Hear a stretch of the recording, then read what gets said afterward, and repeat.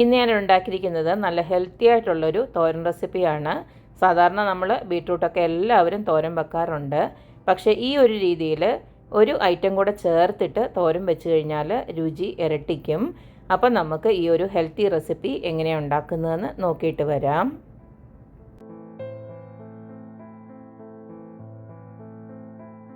Healthy beetroot carrot തോരൻ ഉണ്ടാക്കാനായിട്ട് അതുപോലെ വലിയൊരു ബീട്രൂട്ട് തന്നെ ഞാൻ കഴുകി റെഡിയാക്കി വെച്ചിട്ടുണ്ട്. അതുപോലെ തന്നെ 3 ചെറിയ ക്യാരറ്റ് എടുത്ത് വെച്ചിട്ടുണ്ട്. ഇനി ഇതെല്ലാം നമുക്ക് നന്നായിട്ടൊന്ന് അരിഞ്ഞെടുക്കണം. അതുപോലെ തന്നെ ഉള്ളിയും നമുക്കൊന്ന് അരിഞ്ഞെടുക്കണം. ഇതെല്ലാം നമുക്കൊന്ന് ചതച്ചെടുക്കാൻ വേണ്ടിയിട്ടുള്ളതാണ്. അപ്പോൾ ഞാൻ ആദ്യമേ ഇതെല്ലാം ഒന്ന് അരിഞ്ഞെടുത്തിട്ട് വരട്ടെ. ക്യാരറ്റും ബീട്രൂട്ടും അതുപോലെ തന്നെ ഉള്ളിയെല്ലാം ഞാൻ ഇതുപോലെ അരിഞ്ഞെടുത്തു. ഇനി ഞാൻ ഇതിലോട്ട് തന്നെ നമ്മുടെ ചോപ്പറിനകത്തോട്ടിട്ട് തന്നെ വെളുത്തുള്ളിയും പച്ചമുളകും തേങ്ങയും ജീരകവും എല്ലാം കൂടെ ഒന്ന് ചതച്ചെടുക്കാൻ പോവാണ്. ജസ്റ്റ് ഒന്ന് ക്രഷ് ചെയ്തെടുത്താൽ മതിയല്ലോ. അപ്പോൾ ഇനി വെറുതെ മിക്സിയുടെ ജാറ് മെനക്കെടുത്തിക്കണ്ടെന്ന് വിചാരിച്ചിട്ടാണ് ഞാൻ ഈ എളുപ്പ പരിപാടിയൊക്കെ ചെയ്യുന്നത്. ഞാൻ ഈ തോരനകത്തൊക്കെ നിങ്ങൾക്ക് ഇത്രയും വെളുത്തുള്ളി വേണ്ടെങ്കിൽ ഇടണ്ട. ഞാൻ ഈ തോരനകത്തൊക്കെ ഇച്ചിരി ഏറെ വെളുത്തുള്ളി ഇടുന്നതാണ്. നിങ്ങൾക്ക് വെളുത്തുള്ളിയുടെ ടേസ്റ്റ് അത്രയ്ക്ക് ഇഷ്ടമല്ലെങ്കിൽ 1-2 അല്ലി ഇട്ടാൽ മതി. ഇതിലേക്ക് കുറച്ച് കറിവേപ്പിലയോട് ഇതിനകത്തോട്ടിടാം. ബാക്കി നമുക്ക് വഴറ്റുമ്പോൾ ചേർക്കാം. ഇതിലേക്ക് തേങ്ങ കൂടെ ഇട്ട് കൊടുക്കുകയാണ്. തേങ്ങയൊക്കെ നിങ്ങളുടെ ഇഷ്ടത്തിനനുസരിച്ചിട്ട് ഇട്ട് കൊടുക്കാം. ഇതിലേക്ക് നമ്മുടെ ചെറിയ ജീരകം കുറച്ചൊന്ന് ഇട്ട് കൊടുക്കുകയാണ്, ഒരു 1/2 ടീസ്പൂണോളം.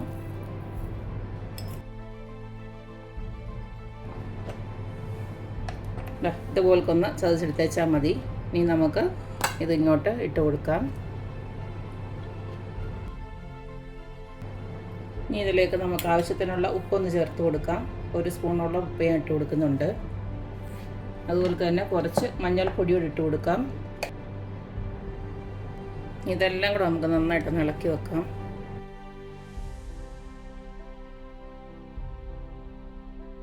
അപ്പോൾ ഇതെല്ലാം കൂടെ നന്നായിട്ട് നമ്മൾ ഇളക്കി വെച്ചിട്ടുണ്ട്. നമ്മൾ ഇതിൻ്റെ കൂട്ടത്തിൽ തന്നെ കുറച്ച് ചെറുപയർ പുഴുങ്ങിയതുകൂടെ ചേർത്തിട്ടാണ് ഇത് ഉണ്ടാക്കുന്നത്. അപ്പം ഇതിൻ്റെ കൂട്ടത്തിൽ തന്നെ ഈ ടേസ്റ്റുമാണ്, കുറച്ചും കൂടെ ഹെൽത്തിയാണ്. അപ്പോൾ അതുകൂടെ ചേർത്തിട്ട് നിങ്ങൾ ഉണ്ടാക്കാൻ ശ്രമിക്കുക. തോരൻ ഉണ്ടാക്കാനായിട്ട് ഇതുപോലേക്ക് ഒരു പാനിലോട്ട് കുറച്ച് വെളിച്ചെണ്ണയാണ് ഒഴിച്ച് കൊടുക്കുന്നത്. എണ്ണ ചൂടായി വരുമ്പോൾ നമുക്കിതിലേക്ക് കടുക് ഇട്ടൊന്ന് പൊട്ടിക്കാം.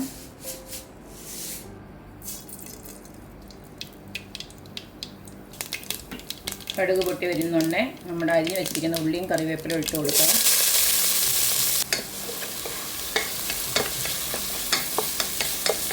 ഉള്ളിക്ക് വേണ്ടുന്ന കുറച്ച് ഉപ്പ്, ഒരു 1/4 ടീസ്പൂൺ ഉപ്പ് കൂടെ ഇട്ട് കൊടുക്കുകയാണ്.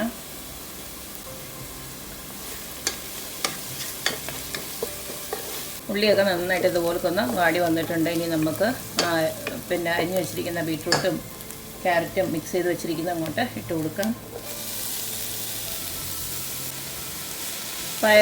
നമ്മുടെ ചെറുപയർ വേവിച്ചത് പിന്നെ ഇട്ട് കൊടുത്താൽ മതി. ഇതൊന്ന് വെന്ത് വരട്ടെ. മറ്റേത് വേവിച്ചതാണല്ലോ, അത് ഞാൻ ഉപ്പിട്ടിട്ടാണ് വേവിച്ച് വെച്ചിരിക്കുന്നത്.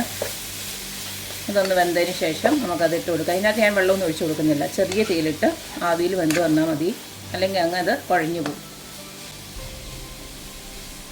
പിന്നെ ഇത് ആവിയിൽ ഒരു 5-10 മിനിറ്റും കൊണ്ട് തന്നെ ഈ തോരന് റെഡിയായി കിട്ടും. അപ്പോൾ ഇത് നമുക്ക് അടച്ച് വെക്കാം.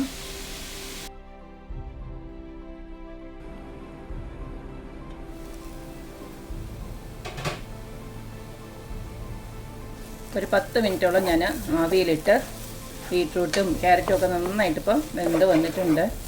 ആവിയിൽ തന്നെ വേവും ഇത്. നമ്മൾ വെള്ളമൊക്കെ ഒഴിച്ച് കൊടുത്തു കഴിഞ്ഞാൽ നിങ്ങൾ കുഴഞ്ഞു പോകും. ഇതിപ്പോൾ കണ്ടില്ലേ, കുഴഞ്ഞൊന്നും പോയിട്ടില്ല. ഇനി നമുക്ക് പയറൂടെ ഇട്ട് കൊടുക്കാം, വേവിച്ച പയർ. ഈ സമയം നമുക്ക് വേണമെന്ന് വെച്ച് കഴിഞ്ഞാൽ ഉപ്പൊക്കെ നോക്കിയിട്ട് ഇട്ട് കൊടുക്കാം. പയറൊക്കെ ഇട്ടതിന് ശേഷം നമുക്കൊരു 5 മിനിറ്റും കൂടെ ഒന്ന് അടച്ച് വെച്ച് വേവിച്ചെടുക്കുക. ആ പയറിനകത്തൂടെ ഉപ്പും എരിവും എല്ലാം ഒന്ന് പിടിക്കാനായിട്ടാണ്. ഒരു 5 മിനിറ്റും കൂടെ ഞാൻ ചെറുപയർ ഇട്ടതിന് ശേഷം അടച്ച് വെച്ച് ഇതുപോലെ കാക്കിയെടുത്തപ്പം നമ്മുടെ തോരൻ ഇവിടെ റെഡി ആയിട്ടുണ്ട്. ഇങ്ങനെ ഉണ്ടാക്കുമ്പോൾ ചെറുപയറും ഇട്ട് ഉണ്ടാക്കുമ്പോൾ നല്ലൊരു ടേസ്റ്റാണ്, അല്ലെങ്കിലും ടേസ്റ്റാണ്, ഹെൽത്തിയുമാണ്. അപ്പോൾ ഈ 3 ചേരുവകളും നല്ല ഹെൽത്തി ആയിട്ടുള്ള സാധനമാണ്. അപ്പം നമുക്ക് ചോറിനൊക്കെ ഇത് ഇത്തിരി കൂടുതൽ എടുത്തിട്ട് ചോറ് ഇത്തിരി കുറച്ച് കഴിച്ചു കഴിഞ്ഞാൽ നല്ല സൂപ്പർ ഹെൽത്തി ഫുഡായിട്ട് നമുക്ക് മാറ്റാം. അപ്പോൾ എല്ലാവരും ഇതുപോൽക്കൊന്ന് ട്രൈ ചെയ്ത് നോക്കുക, അഭിപ്രായങ്ങൾ അറിയിക്കുക. അപ്പോൾ എപ്പോഴും പറയുന്ന പോലെ തന്നെ എൻ്റെ റെസിപ്പീസ് ഇഷ്ടമുള്ള എല്ലാവരും please like, share and subscribe. അപ്പോൾ ഇനിയൊരു അടിപൊളി വീഡിയോ ആയിട്ട് വരുന്നവരേക്കും ബൈ.